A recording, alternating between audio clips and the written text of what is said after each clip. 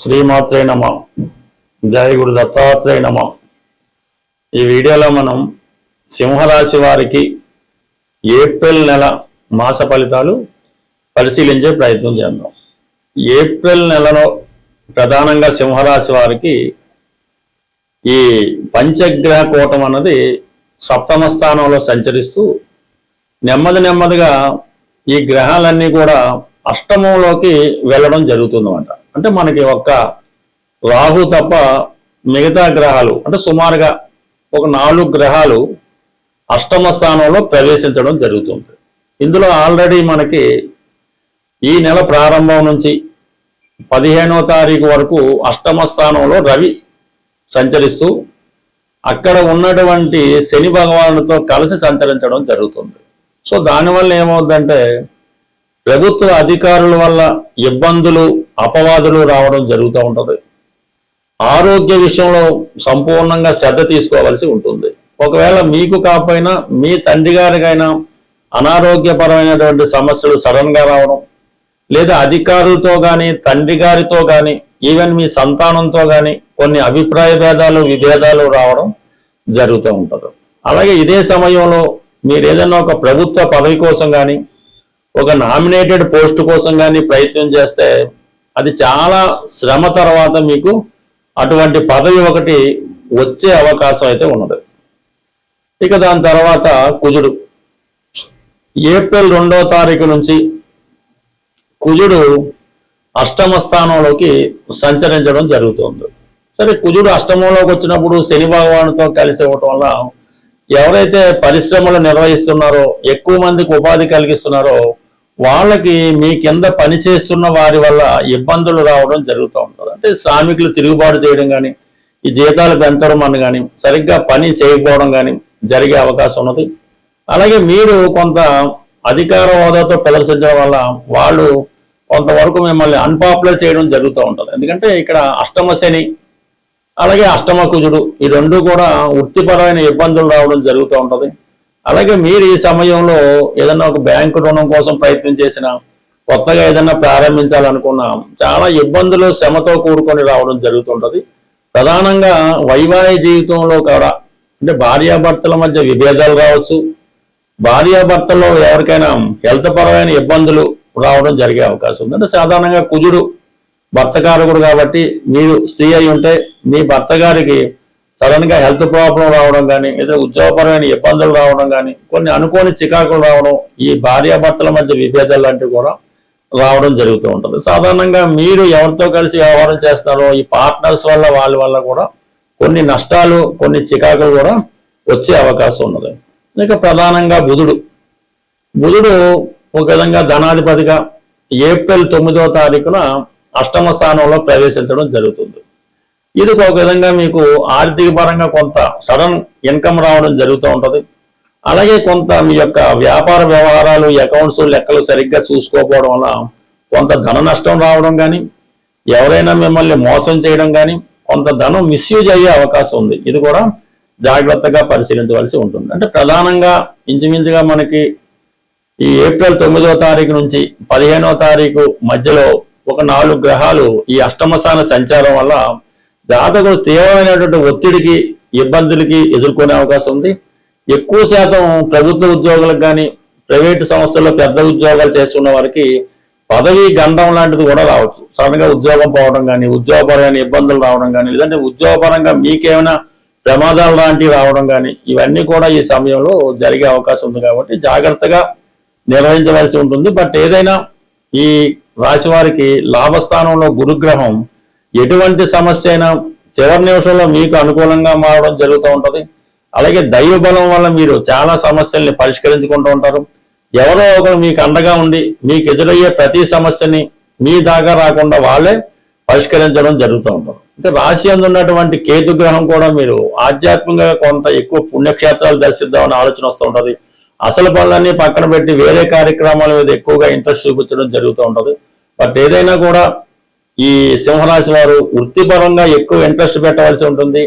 ప్రతి ఒక్కరిని కూడా టేక్ ఇట్ ఈజీగా తీసుకుండా మీ దగ్గర పనిచేస్తున్నటువంటి ప్రతి ఎంప్లాయీ చిన్నవాడు కానీ పెద్దవాడు కానీ ప్రతి ఒక్కరి మీద ఒక ప్రత్యేకమైన దృష్టి మీరు కంపల్సరీగా పెట్టవలసి ఉంటుంది. బట్ ఏదైనా ఈ రాశి వారు ఈ అష్టమంలో ఉన్నటువంటి కుజ శనిగ్రహాలకి తప్పనిసరిగా పరిహారం చేసుకుంటే కొంత మంచిది. మనకి ఏప్రిల్ నెల 2వ తారీఖున శ్రీరామనవమి రావడం జరుగుతుంది. ప్రధానంగా ఎవరికైతే వివాహం ఆలస్యం అవుతుందో, అలాగే వివాహ సంబంధాలు వచ్చి మిస్ అవ్వడం, ఈ విధంగా వివాహం కొరకు అబ్బాయిలైనా అమ్మాయిలైనా వివాహం కొరకు ఎదురు చూస్తున్న వారికి ఈ శ్రీరామ నవమి చాలా ఇంపార్టెంట్తో కూడుకున్నది. కంపల్సరిగా ఆ రోజు మీరు శుభ్రంగా తలకు స్నానం చేసి కొత్త బట్టలు ధరించి ఈ శ్రీరామనవమి కళ్యాణం భద్రాచలంలో జరుగుతున్నా పర్లేదు, మీ ఊళ్ళో ఎక్కడ జరిగినా సరే ఆ కళ్యాణంలో 100కి 100 రూపాయలు పూర్తి అయ్యేదాకా, అంటే తలంబరాలు అయ్యేదాకా ఉండి అక్కడ ఏమన్నా వాళ్ళు భోజనం అది పెడితే భోజనం చేసి చక్కగా కొన్ని తలంబరాల బియ్యం మీరు ఇంటికి తెచ్చుకొని అది మీ శిరస్సు మీద జల్లుకోవడం మంచిది. వీలున్నవారు భద్రాచలంలో కూడా మనకి ఈ తలంబరాల బియ్యం ఇవ్వడం జరుగుతుంటుంది. అవి ఎవరన్నా తేగలిగితే, అది పెద్దవాళ్ళు ఎవరైనా మీ పిల్లలకి వివాహం జరగవలసి ఉంటే వాళ్ళకి ఆశీర్వదిస్తూ ఆ తలంబరాల బియ్యం వాళ్ళ తల మీద పెట్టడం వల్ల 100కి 100 రూపాయలు వివాహం అన్నది నిశ్చయం అవడం జరుగుతుంటుంది. కాబట్టి వీలున్న వాళ్ళు ఈ శ్రీరామనవమి వేడుకల్లో పాల్గొనడం, ఇంకా ఓపిక ఉన్న వాళ్ళు తల్లిదండ్రులు కూడా పిల్లలకి వివాహం జరగడం లేదు అనుకున్న వాళ్ళు ఒకసారి శ్రీరామనవమి పీటల మీద కూర్చొని ఆ రాముల వారి కళ్యాణం మీ చేతుల మీదుగా జరిపించడం వల్ల తొందరలోనే మీరు మరొక వివాహం మీ పిల్లవాడికి అమ్మాయికో చేసే భాగ్యం అన్నది ఆ భగవంతుడు మీకు కల్పించే అవకాశం ఉన్నది.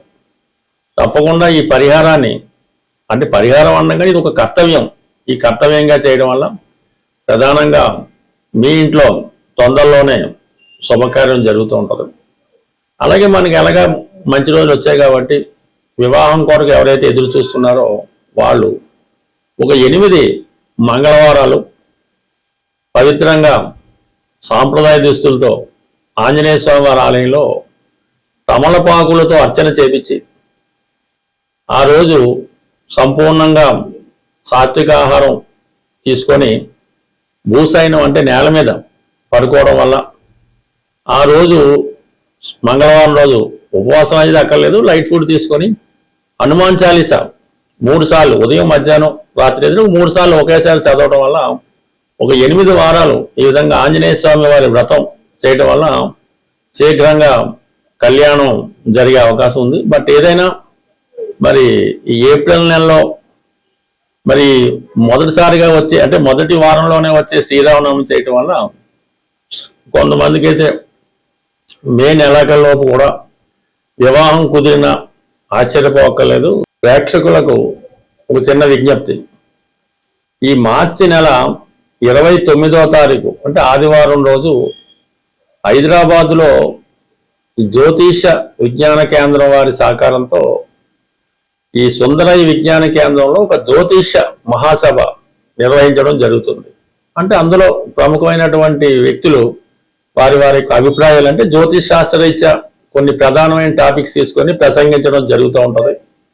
ఈ జ్యోతిష మహాసభలో పాల్గొందామనే ఆసక్తి కలిగిన వాళ్ళు ఎవరైనా ఉంటే 29వ తారీఖు మీ యొక్క పేర్లు ఇవ్వడం, కానీ డైరెక్ట్గా కూడా సభకు వచ్చిన ఇబ్బంది ఏం లేదు. అయితే మరి ఆ సభకి ఎటువంటి ప్రవేశ రుసుము ఉండదు, భోజన సౌకర్యం మిగతా సౌకర్యాలు కూడా ఈ సంస్థ వారే మీకు ఉచితంగా ఏర్పాటు చేయడం జరుగుతుంది. కాబట్టి ఆసక్తి ఉన్నవాళ్ళు ఈ 29వ తారీఖు జరిగే మహాసభకు హాజరవుతూ ఉన్నవాళ్ళు కంపల్సరీగా వాళ్ళ నేమ్ ఒకటి రిజిస్టర్ చేసుకుంటే ఏర్పాట్లు చేసుకోవడానికి అనుకూలంగా ఉంటుంది. కాబట్టి కొంతవరకు సహకరిస్తారని ఆశిస్తూ స్వస్తి. ప్రేక్షకులకు ఒక చిన్న విజ్ఞప్తి, ఈ మార్చి నెల 29వ తారీఖు అంటే ఆదివారం రోజు హైదరాబాదులో జ్యోతిష విజ్ఞాన కేంద్రం వారి సహకారంతో ఈ సుందరయ్య విజ్ఞాన కేంద్రంలో ఒక జ్యోతిష మహాసభ నిర్వహించడం జరుగుతుంది.